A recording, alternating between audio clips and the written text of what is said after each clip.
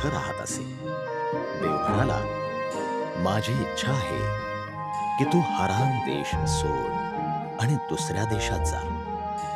तो देश कुठे होता हे देवानं अब्राहमाला सांगितलं नाही.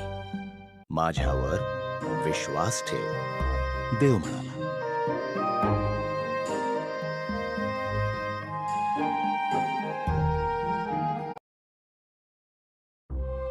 देव म्हणाला, हे तू कर आणि तुझी मुलं बाळ एक महान राष्ट्र बनतील. अब्राहमाला आश्चर्य वाटलं. कसं?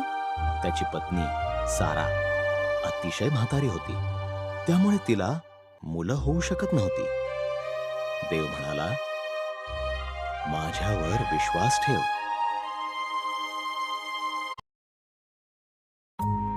देव म्हणाला, मी सांगेन तिथे तू जा आणि तुझे वंशज आकाशातील ताऱ्यांपेक्षाही अधिक होतील.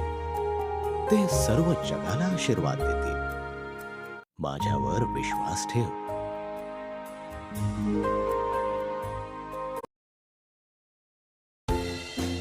म्हणून अब्राहमानं देवावर विश्वास ठेवला.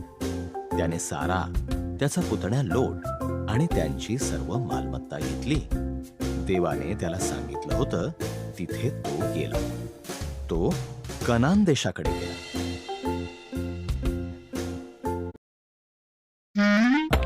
तिथे पोहोचल्यावर अब्राहमानं शेखेम इथं तळ ठोकला. देवाने त्याला दर्शन दिलं.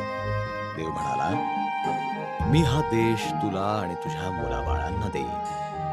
मग अब्राहमानं देवासाठी तिथं एक वेदी बांधली.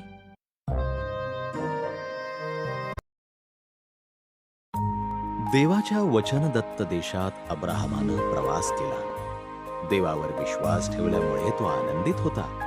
म्हणून त्याने आणखीन एक वेदी बांधली आणि त्याला दिलेल्या सगळ्या अभिवचनांबद्दल देवाचे आभार मानले.